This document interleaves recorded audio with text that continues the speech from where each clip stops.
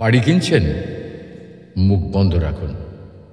একটা নতুন গাড়ি নিচ্ছেন, কি দরকার বলার, মুখটা বন্ধ রাখুন না।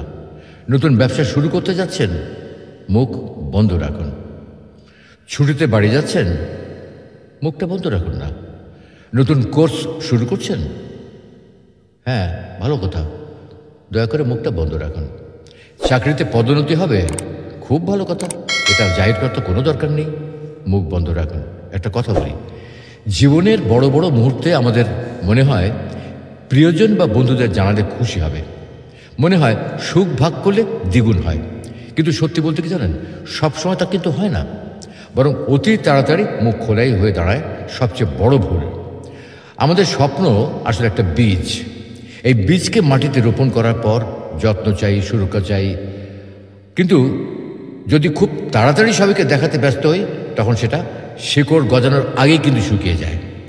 বাস্তব অভিজ্ঞতা বলে, যত বেশি স্বপ্ন শেয়ার করবেন, তত বেশি হিংসা, ঈর্ষা আর বদনজরের চোখ আপনার দিকে পড়বে।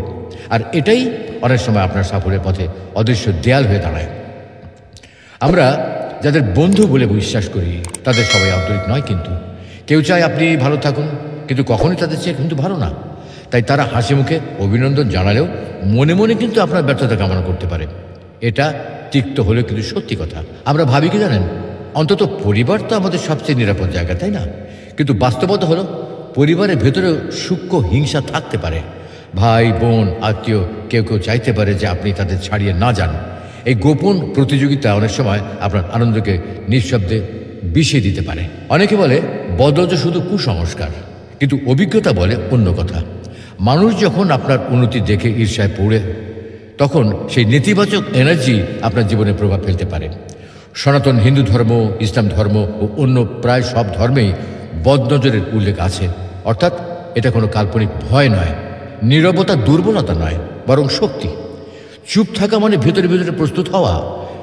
একটা কথা চিন্তা করবেন, কৃষক যেমন বীজ রোপণের পর প্রতিদিন হাটে গিয়ে ঘোষণা করে না, তেমনি বুদ্ধিমান মানুষও নিজের স্বপ্ন গোপন রাখে। সময় এলে ফলাফল নিজেই কথা বলে, তখন আর কাউকে বোঝানোর প্রয়োজন হয় না। আপনার ভাগ্যে যা আছে, মহান আল্লাহ তাআলা যা লিখে রাখেন বা পরিকল্পনা করেন, কেউ কিন্তু তা মুছে রাখতে পারে না। কিন্তু তাড়াহুড়ো করে বেশি মুখ খোলার কারণে আপনি নিজের জন্য অযথা বাধা তৈরি করতে পারেন। তাই বিশ্বাস রাখুন, ধৈর্য ধরুন, পরিশ্রম করুন এবং যতটা সম্ভব মুখটাকে বন্ধ রাখুন। মনে রাখবেন, স্বপ্নকে আগে ভাগে প্রকাশ করা মানে তাকে দুর্বল করে ফেলা। হিংসা, ঈর্ষা আর বদনজর সত্যি আপনার সাফল্যকে ধ্বংস করতে পারে। তাই যখনই জীবন আপনাকে কোনো বড় সুখবর দেবে, নতুন বাড়ি, গাড়ি, বিয়ে বা পদোন্নতি, তখন আনন্দের চিৎকার না করে নীরবে উপভোগ করুন। সময় এলে আপনার সাফল্যই পুরো পৃথিবীকে জানিয়ে দেবে আপনি কি করেছেন।